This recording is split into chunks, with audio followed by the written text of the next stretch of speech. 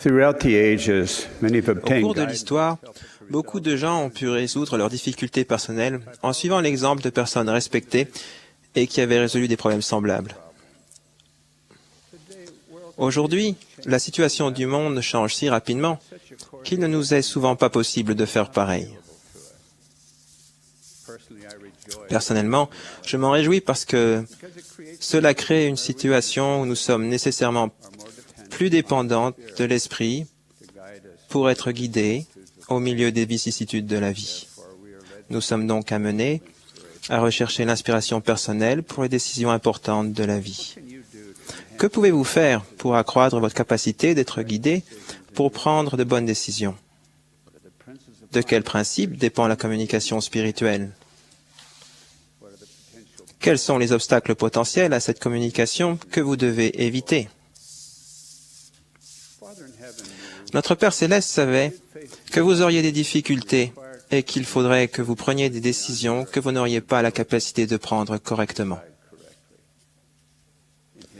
Dans son plan du bonheur, il a prévu pour vous la possibilité de recevoir de l'aide pour ces difficultés et ces prises de décision durant votre vie ici-bas. Cette aide vous sera donnée par le Saint-Esprit qui vous guidera spirituellement. C'est une puissance au-delà de vos capacités, qu'un Père Céleste aimant veut que vous utilisiez constamment pour votre paix et votre bonheur. Je suis convaincu qu'il n'existe pas de formule ou de technique simple permettant de maîtriser immédiatement la capacité d'être guidé par le Saint-Esprit. Notre Père Céleste attend de vous que vous appreniez comment obtenir cette aide divine en exerçant votre foi en lui et en son Saint-Fils, Jésus-Christ. Si vous receviez l'inspiration simplement en la demandant, vous deviendriez si faible et encore plus dépendant d'eux. Ils savent que la progression personnelle essentielle s'obtient en s'efforçant d'apprendre à être guidé par l'Esprit. Ce qui peut paraître initialement une tâche décourageante deviendra beaucoup plus facile avec le temps si vous vous efforcez constamment de reconnaître et de suivre les sentiments suscités par l'Esprit. Votre confiance dans les directives reçues par l'intermédiaire du Saint-Esprit deviendra aussi plus grande. Je témoigne qu'en acquérant de l'expérience et en réussissant à être guidé par l'Esprit, vous pouvez obtenir une plus grande confiance en ce que vous ressentez qu'en ce que vous voyez et entendez. La spiritualité porte deux fruits. Le premier est l'inspiration, savoir quoi faire. Le second est la puissance, ou la capacité de le faire. Ces deux capacités vont de pair. C'est pour cela que Néphi a pu dire « J'irai et je ferai la chose que le Seigneur a commandée ». Il connaissait les lois spirituelles sur lesquelles reposent l'inspiration et la puissance. Oui, Dieu répond aux prières et nous guide spirituellement quand nous sommes obéissants et que nous exerçons la foi en lui requise. Je vais maintenant vous raconter une expérience qui m'a appris une manière d'être guidé spirituellement. Un dimanche, j'assistais à la réunion de la prêtrise d'une branche hispanophone de Mexico. Je vois encore cet humble dirigeant de la prêtrise mexicain qui avait du mal à communiquer les vérités de l'Évangile énoncées dans sa leçon. J'avais remarqué son immense désir d'expliquer aux membres de son collège des principes auxquels il accordait une grande valeur. Il disait que ces principes avaient beaucoup de valeur pour les frères présents. Tout son être exprimait un amour pur du Sauveur et de l'amour pour les frères qui l'instruisaient. Sa sincérité, la pureté de son intention et son amour ont permis à une force spirituelle de remplir la pièce. J'ai été profondément touché. Puis j'ai commencé à recevoir des impressions personnelles en prolongement des principes enseignés par cet humble instructeur. Elles étaient personnelles et concernaient mes tâches dans l'interrégion. C'étaient des réponses à mes prières et à mes efforts prolongés pour apprendre. J'ai noté soigneusement chaque impression qui m'est venue. J'ai ainsi reçu des vérités précieuses dont j'avais grandement besoin pour être un serviteur du Seigneur plus efficace. Les détails sont sacrés et, comme une bénédiction patriarcale, ils étaient pour mon profit. J'ai reçu des directives et des instructions spécifiques et des promesses conditionnelles qui ont changé en bien le cours de ma vie. Par la suite, je suis allé dans la classe d'école du dimanche de ma paroisse où un instructeur très instruit en visite a fait la leçon. Le contraste avec la réunion de la prêtrise à laquelle j'avais assisté était frappant. J'avais l'impression que l'instructeur avait choisi exprès des références et des exemples peu connus pour illustrer les principes de la leçon. J'avais la nette impression que cet instructeur utilisait cette occasion d'enseigner pour impressionner la classe par toutes ses connaissances.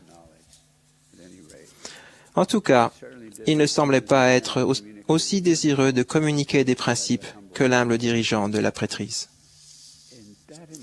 Dans cette classe, j'ai eu à nouveau de fortes impressions. Je les ai notées.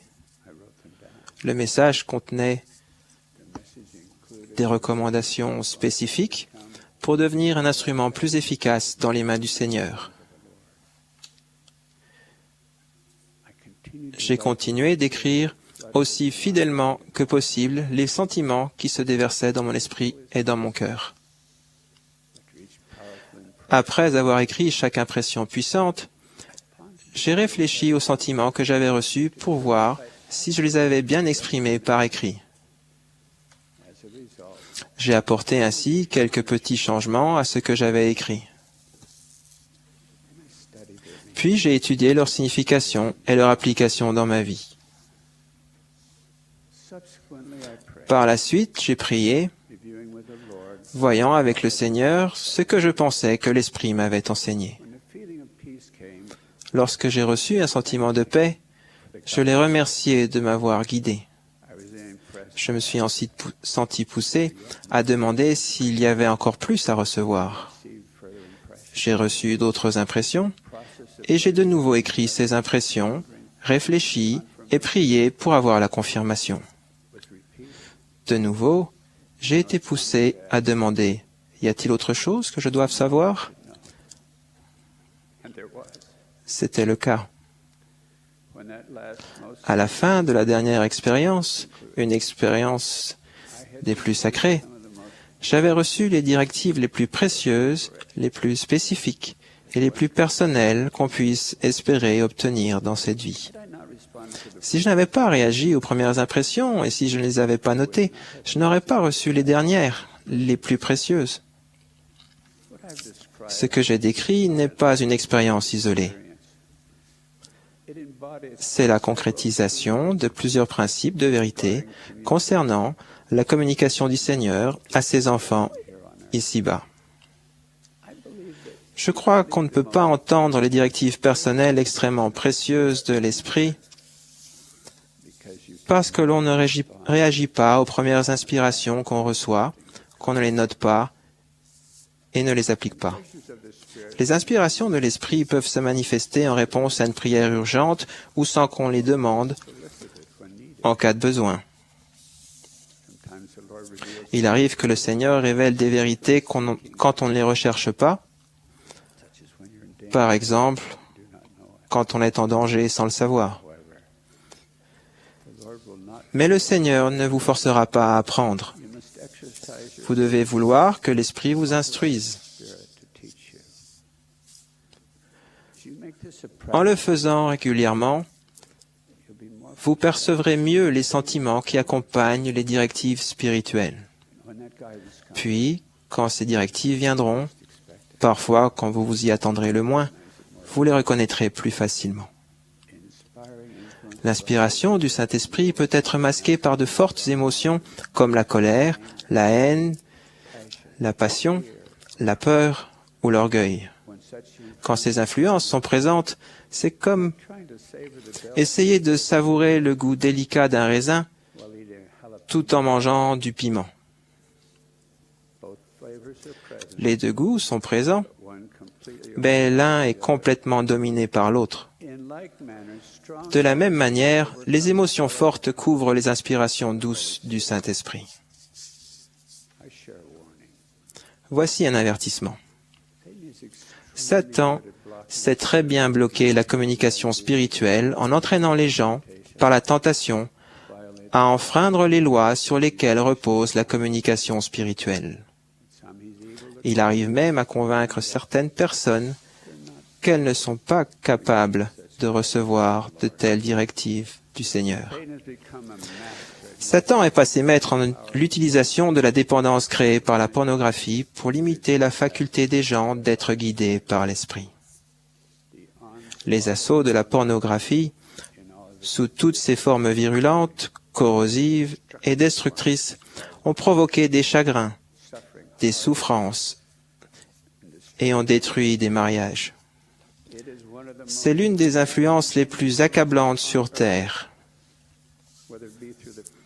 Qu'elle soit véhiculée par l'imprimerie, le cinéma, la télévision, des chansons obscènes, des vulgarités au téléphone ou la lumière oscillante d'un écran d'ordinateur, la pornographie a l'immense pouvoir de provoquer la dépendance et de causer de graves dégâts.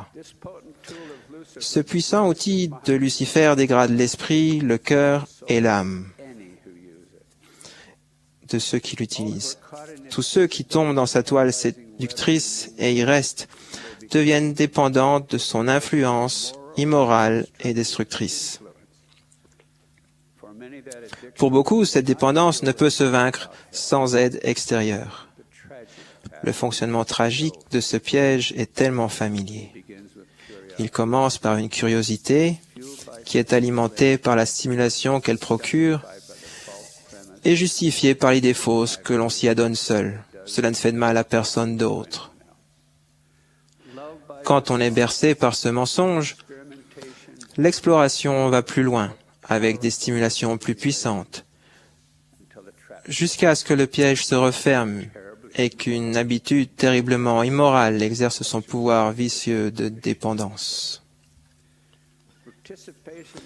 La consommation de pornographie sous toutes ses formes horribles est une manifestation d'égoïsme débridé. Comment un homme, particulièrement un détenteur de la prêtrise, peut-il ne pas penser aux dommages émotionnels et spirituels qu'il va provoquer aux femmes, particulièrement à son épouse, en s'adonnant à une activité aussi répugnante? Bien inspiré, Néphi a déclaré « Et le diable en pacifiera et les endormira dans une sécurité charnelle. Et c'est ainsi qu'il trompe leur âme et les entraîne soigneusement sur la pente de l'enfer. » Si vous êtes pris au piège de la pornographie, prenez la résolution totale de la vaincre maintenant. Trouvez un endroit calme et priez de toute urgence pour être aidé et soutenu. Soyez patient et obéissant. N'abandonnez pas. Parents, soyez conscients que la dépendance à la pornographie peut commencer à un très jeune âge. Prenez des mesures préventives pour éviter cette tragédie. Président de Pieux et évêques, mettez en garde contre ce mal. Invitez tous ceux qui vous semblent pris au piège à venir chercher de l'aide auprès de vous. Une personne qui a des principes bien enracinés et un engagement durable à les respecter ne sera pas facilement trompée. Quelqu'un à qui les péchés graves répugnent de plus en plus, je témoigne solennellement qu'en priant de toute la ferveur de votre âme, avec humilité et gratitude, sommes parfois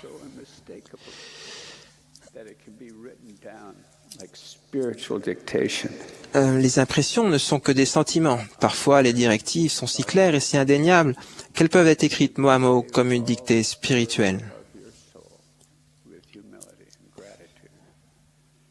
Vous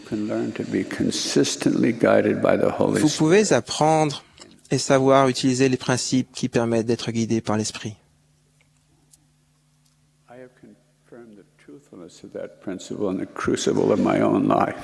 J'ai vu l'application de ce principe dans ma propre vie. Je vous témoigne qu'il est très important d'être guidé par l'Esprit. De cette manière, le Sauveur peut vous guider pour résoudre les difficultés et trouver une grande paix et du bonheur dans la vie. Au nom de Jésus-Christ. Amen.